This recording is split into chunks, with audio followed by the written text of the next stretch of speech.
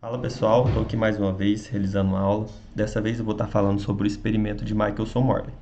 Esse experimento foi fundamental para demonstrar a veracidade da teoria da relatividade de Einstein, né? Ela praticamente foi uma das comprovações dessa teoria.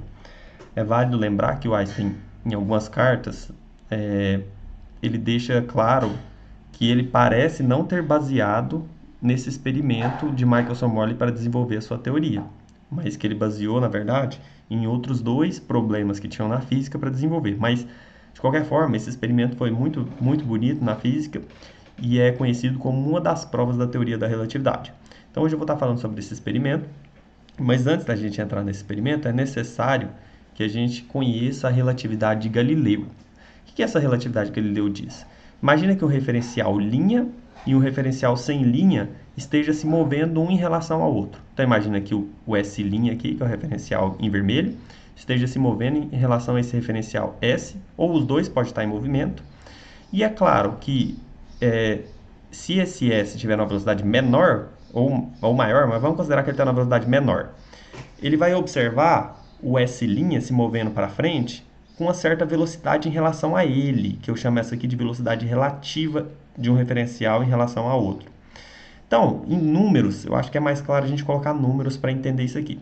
Imagina que você esteja aqui na frente dele, você seja esse S' e você esteja a 100 km por hora. E esse aqui esteja aproximando de você a 300. Então ele está atrás de você, ele é o 100 ele está a 300. Você vai ver ele com qual velocidade? Você vai ver ele chegando até você com a velocidade de 200, porque você está a 100 já e ele está a 300 atrás de você, então você vai ver ele vindo a 200. Então olha como confirma essa igualdade existente aqui, ó. 200, desculpa, 100, que é a sua velocidade, é igual a 300, que é a velocidade dele, menos a velocidade com que você observa ele, que é 200. Realmente, 300 menos 200 dá o resultado aqui, que é 100, que é a sua velocidade. Então, isso é a velocidade relativa de Galileu. Assim como você pode colocar outros experimentos, né? Se você, por exemplo, observa um carro vindo na mesma direção de você, você está a 100 e ele também está a 100, se vocês bater de frente, é como se a batida fosse a 200. Então, é isso que diz a relatividade que ele deu, aquilo que é mais intuitivo. E também é válido não só para velocidades, como para a posição de um objeto também. Então, do mesmo jeito que é válido para velocidade, é válido para posição, existe essa relatividade aqui para posição. É claro que se esse aqui é o valor da sua velocidade, esse aqui é o valor da velocidade de outro referencial, e essa aqui é a velocidade relativa, desde que essa velocidade relativa seja constante, né? Por exemplo, no exemplo que eu dei aqui, é realmente uma constante, ela é 200, né? Então eu posso derivar dos dois lados aqui, ó, supondo que esses valores de V' e V não sejam constantes. Se eu derivar esse lado e esse lado, lembra que a derivada da velocidade é a aceleração. Então eu concluo aqui que a aceleração linha é igual à derivada desse lado aqui, é a derivada da velocidade, que é a própria aceleração, menos a derivada de uma constante que é zero. Ou seja, o que isso me leva a concluir?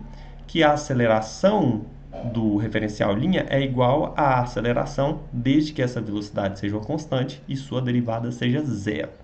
Isso aí me permite concluir que se a aceleração é a mesma nos dois referenciais, então a força também é, porque a força é calculado como o produto da massa vezes a aceleração. Então, a massa sendo a mesma, a força também é a mesma. Isso permite eu concluir que as leis da física são as mesmas nesses dois referenciais. A maneira de se calcular força sobre dois objetos é a mesma tanto no referencial linha quanto no referencial sem linha. E esse postulado é um importante postulado aí que vai ser utilizado na relatividade de Einstein. As leis da física são as mesmas em dois referenciais inerciais, isto é, referenciais que se movem um em relação ao outro com uma velocidade constante. Beleza. Agora vamos começar a falar do interferômetro de Michelson-Morley. E esse interferômetro foi descoberto, foi desenvolvido, né, na verdade, por Michelson antes mesmo de se conceber a relatividade de Einstein. Então, ele aplicou justamente a relatividade de Galileu para conseguir formular esse experimento. E como é que é feito esse experimento? Então imagina que aqui, ó, tem uma fonte de luz a luz vai sair aqui dessa fonte, vai bater num espelhinho, esse espelhinho cinza aqui, ó, que é um espelho semi-transparente. Então o que vai acontecer? Quando a luz bater aqui, Parte da luz vai atravessar e parte vai subir. Beleza, essa parte que subiu, semi-transparente, metade passa e metade reflete, tá bom? Então, essa parte que subiu vai bater no espelho lá de cima e vai descer encontrando esse espelho. E essa parte que atravessou vai bater em outro espelho que tem aqui, ó, e vai voltar encontrando nesse mesmo ponto. Como o espelho é semi-transparente, essa luz que bateu e voltou, parte dela atravessa, e essa luz que foi para a direita, bateu e voltou, parte dela é refletida. Então, o que que acontece? Dois raios de luz se encontram e batem nesse ponto aqui, ó. Como são dois raios se encontrando, batendo nesse ponto, você tem uma interferência, porque a luz é considerada uma onda, né? Ora onda, ora partícula, mas considerando-a como uma onda, a gente pode perceber que aqui vai ter uma interferência de luz. A diferença aqui é que eu vou tentar usar a relatividade de Galileu, por quê? Como o Maxwell obteve as suas equações, e nessas equações ele conseguiu deduzir a velocidade da luz, perguntava-se em qual referencial essa velocidade da luz tinha o valor que ele obteve, que foi 3 vezes 10 elevado a oitava metros por segundo aproximadamente. Beleza, em qual referencial? Então, imaginava-se que tinha um referencial fora da Terra parado, que era chamado de éter até o momento, na qual a luz tinha essa velocidade que eu chamo de c, tá bom? Mas, na verdade, como a Terra está em movimento, então, em tese, eu não veria a luz com essa mesma velocidade, porque se a Terra está em movimento em relação ao éter, que está parado no espaço, então eu não vou ver a luz com a mesma velocidade lá do éter e aqui na Terra, né? Porque a Terra está em movimento. Então, o que que acontece? Aqui, quando o cara que está em cima da Terra fazendo esse experimento, ele vai observar a luz fazer o seguinte trajeto. Subir aqui, ó, nesse comprimento L e descer, bater lá e voltar. Mas qual que é a velocidade com que ele vê a luz indo e voltando? Então, imagina que aqui seja um comprimento que eu vou chamar de L1, que é o comprimento entre o espelho aqui e esse outro espelho, né? Seja um L1, então imagina que aqui, ó, seja o L1, tá? Nessa continha aqui. E esse espaço aqui para ele subir aqui e descer, seja um que eu chamo de L2. Então, L1 para a direita, na direção X, e L2 na direção Y. L1 e L2. Beleza. Quando a luz sair desse espelho e for nessa direção, na direção da esquerda para a direita, eu vou observar uma coisa. O espelho, como ele está em cima da Terra, se movendo junto com a Terra, ele está na mesma direção do movimento da luz, de maneira com que esse observador que está na Terra vai ver a luz com a velocidade menor do que ela realmente possui, né? Que é c menos v. Na hora que a luz bater aqui no espelho da frente, ela vai voltar. Nessa volta, ele vê a velocidade da luz com uma velocidade maior do que ela realmente é. Por quê? Porque é aquele caso que eu falei para vocês de um veículo indo na direção oposta de outro. Se você está a 100 e vê um veículo vindo para você a 100, para o seu lado, você vai ver ele a 200, na verdade, né? Então, na verdade, a velocidade que ele vê a luz na volta é uma velocidade maior que a soma da velocidade da luz mais a velocidade da Terra. Na ida, quando a luz parte desse espelho semitransparente e vai aqui na direção do espelho comum, ele vai ver a luz com uma velocidade menor, que é a velocidade da luz menos a velocidade da Terra. É aquela relatividade de Galileu. Agora, por que L sobre essa velocidade com que ele vê, né? Porque a gente sabe que tempo transcorrido é a distância dividido pela velocidade. Então, aqui que eu estou calculando aqui, basicamente eu estou calculando o tempo para ele ir nesse primeiro termo e aqui nesse segundo termo eu estou calculando o tempo para ele voltar. Só que no primeiro termo, como a velocidade da Terra está na mesma direção da velocidade da luz, então a velocidade é menor. É a velocidade da luz menos a velocidade da Terra. Na volta, como a direção o sentido, né, da velocidade da luz é oposto à velocidade da Terra, então essa velocidade é maior. Então veja que eu estou calculando o tempo de ida e o tempo de volta. O tempo que a luz gasta para ir e voltar nesse espaçozinho aqui. Já na outra direção, na direção que eu estou chamando de Y, o observador que está na Terra vai ver a luz viajando nessa direção. E a gente sabe que, na verdade, se eu olhasse por fora da Terra, olhando o experimento sendo realizado na Terra, como a Terra está se movimentando da esquerda para a direita, que eu estou considerando aqui, eu vou ver a luz fazer essa trajetória aqui, na verdade. Porque como a Terra está se movendo, então ela não vai subir retinha, ela vai seguir o movimento da Terra aqui, né? Mas veja que o cara que está na Terra, que eu vou chamar ele de linha, tá bom? Um referencial linha, que é o Michelson Morley, né? Ele está aqui fazendo um experimento, eu vou chamar ele de linha. ele vai ver a luz subindo e descendo, e não fazendo essa trajetória aqui. Então, qual que é a velocidade com que ele vê a luz? Porque se eu sei a velocidade com que ele vê a luz aqui, então eu sei calcular o tempo. O tempo é simplesmente a distância dividido pela velocidade. A distância para ele subir e descer é 2L. E qual que é a velocidade com que ele percorre esse comprimento L? Então, o que eu vou fazer aqui?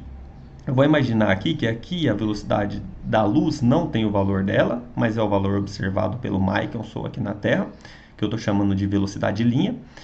E aqui, se você observar, temos um triângulo retângulo, onde eu estou apontando aqui, ó, no L, nesse deslocamentozinho aqui, ó, e nesse C aqui, ó, eu tenho um triângulo retângulo. Aqui a velocidade da luz é C, que é a própria velocidade real da luz, né?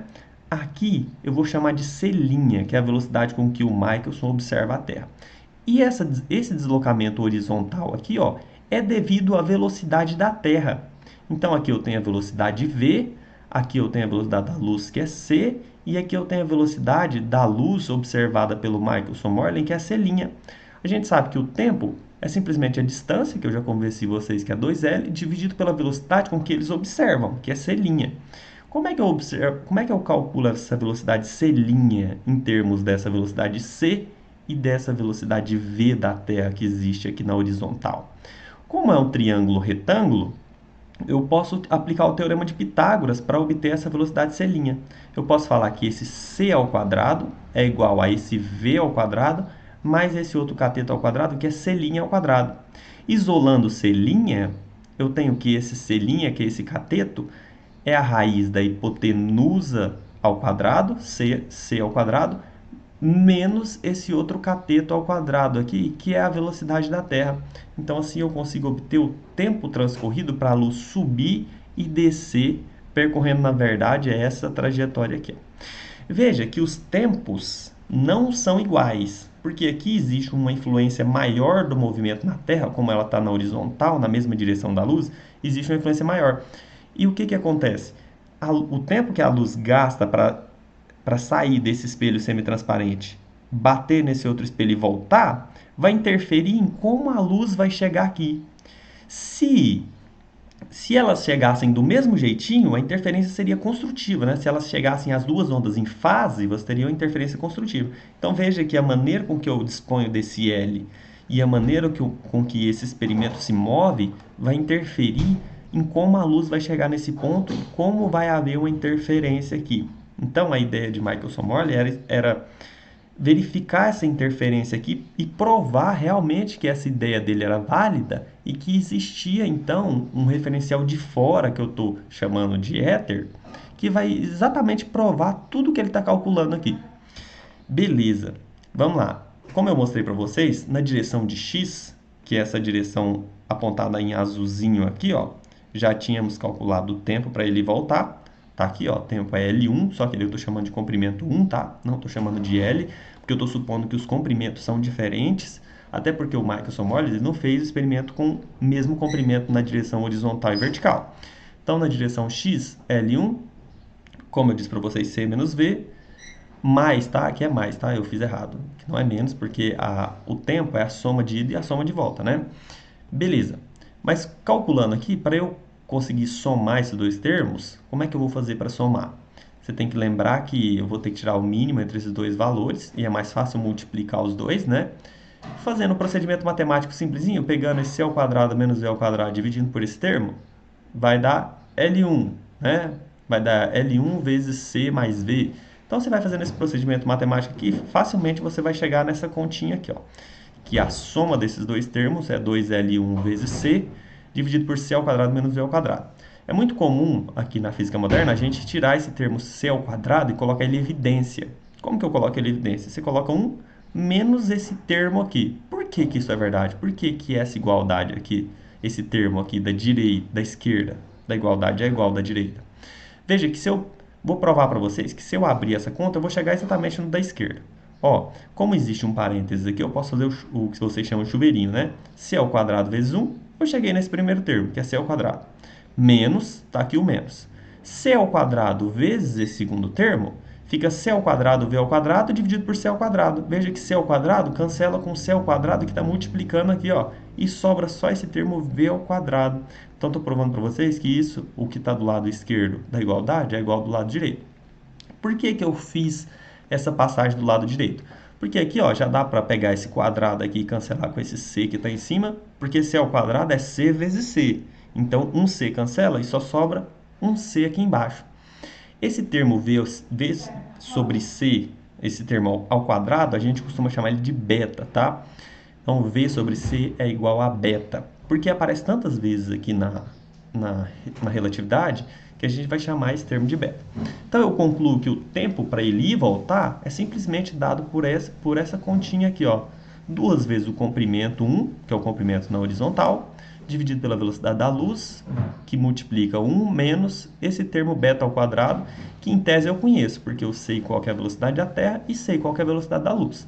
Então, tudo isso aqui eu consigo calcular numericamente a partir do experimento de Michelson-Morley, até porque ele sabia esse comprimento L1, que é o comprimento do braço ali do seu experimento, o braço na horizontal, né? Na direção y, eu provei para vocês que o c', que é a velocidade com que o Michelson via a luz percorrer aquela distância, é c ao quadrado menos v ao quadrado. Isso aqui a gente já tinha feito esse cálculo, né? Já tinha mostrado para vocês. E agora, veja que esse é o tempo na direção x e o tempo na direção y. Em física, a gente calcula muito o caminho óptico, que é a velocidade vezes o tempo, que é a distância, praticamente, né, que a luz está percorrendo. A luz está percorrendo uma certa distância ali, na direção x, e a distância na direção y. Veja que como essas luzes, dois feixes de luz vão se encontrar, eu posso calcular essa diferença de tempo para calcular basicamente a diferença com que essas ondas vão se encontrar naquele ponto. E essa diferença, em tese, tem que ter um valor determinado. Como a gente já calculou tx e ty, que tá aqui, ó, o tx tem esse valor e o ty tem esse valor, eu consigo calcular a subtração dos dois. Subtraindo os dois e multiplicando por c, eu vou obter essa relação aqui também. Não é difícil de obter, tá? É uma coisa fácil. E aí, o que eu concluo? O Michelson, quando ele fez esse experimento, ele conhecia o valor de L1, L2, conhecia todos os termos aqui. E ele conseguiu, praticamente, através disso aqui, calcular esse delta para uma situação exatamente como mostrado aqui, ó. Mas aí o que ele fez? Como o L1 é diferente do L2, na prática real mesmo, ele pegou esse experimento e girou ele em 90 graus e fez a mesma conta, exatamente a mesma conta. Então ele veio aqui, ó, agora o L1 vai ser L2 e o L2 vai ser L1. Então ele só virou o experimento. Mas quando ele calculou essa diferença de caminho óptico, ele teve uma conclusão inesperada, porque se os valores aqui são diferentes, se eu mudo os valores, o resultado dessa conta, desse cálculo da diferença do caminho óptico, também deveria ser diferente. E o mais incrível que ele obteve é que esse resultado aqui, feito na primeira situação e feito na segunda situação, não mudou em nada. Então, ele não obteve essa diferença de caminho óptico aqui. É como se a luz, nas duas situações, se comportassem da mesma forma, mesmo os comprimentos dos braços sendo diferentes, né? Porque, assim, na lógica, se esse comprimento L fosse maior do que esse aqui, mostrado na figura, a situação deveria mudar completamente, até porque esse triângulo ficaria mais alongado um pouquinho do que a primeira situação. Então, veja que deveria mudar. E o fato de não mudar provou uma coisa, que essa relatividade de Galileu não está sendo válida, porque esperava-se que haveria uma mudança, né, de acordo com os números que eu posso substituir. Se não existem esses números, então acontece que não valeu essa relatividade. É como se a luz tivesse subido e descido, vindo para a direita e esquerda, encontrasse do mesmo jeitinho aqui, em fase, e fizesse o mesmo padrão de interferência nas duas situações. Então, concluiu-se então a partir disso que, na verdade, o éter parece não existir. Mas é claro que eles não queriam aceitar esse resultado, porque essa ideia de éter estava muito, muito bem estabelecida nesse período. Inclusive o próprio Maxwell, que desenvolveu a velocidade da luz, que mostrou, né, a velocidade da luz, ele acreditava nesse éter. Então, quem foi o cara que, assim, que mais aceitou esse experimento como verdadeiro e aceitou que realmente o éter talvez não existia, o primeiro, assim, um dos primeiros a fazer isso foi Einstein, e essa foi a grande diferença dele, foi aceitar esse resultado. Lorentz, inclusive, desenvolveu a matemática da relatividade, né, primeiramente, mas ele mesmo tinha uma fé muito grande no éter, né, o que o Einstein desconstruiu e provou que realmente o éter não faz sentido a gente acreditar nesse meio aí parado onde a Terra se move em relação a ele e cuja a luz viaja com velocidade constante em relação a esse meio aí imaginário, né? É, beleza. Então, a diferença aqui, como resultado desses experimentos, né? A diferença de caminho óptico foi o mesmo em todas as direções, então, calculando a diferença, foi a mesma diferença. Então, a direção do movimento aí não interferiu, ou seja, não existe o éter. E aí, por fim, a conclusão, né? Inexistência do éter, como o próprio Einstein lá na frente falou que ele já havia desconfiado disso, né? Ele já havia desconfiado e já tinha proposto que o éter não existia e que, na verdade, a velocidade da luz não tinha um referencial preferencial, que seria esse éter, mas, na verdade, ela era a mesma em todos os referenciais. E esse é o segundo postulado da relatividade, é o que permitiu a relatividade ser construída, né? Vejamos que Einstein não baseou nesse experimento, mas baseou na mesma ideia de inexistência do éter. Então, na verdade, esse experimento ele foi o contrário do que se esperava, né? Mas ele provou uma coisa que é verdadeira e que foi extremamente útil para a área da física. Então, assim eu fico com essa aula, concluo essa aula e eu quero na próxima aula gravar para vocês como é que foi feito as transformações de Lorentz e já explicar aqui que elas já falam sobre essa inexistência do éter também. Então, até a próxima aula.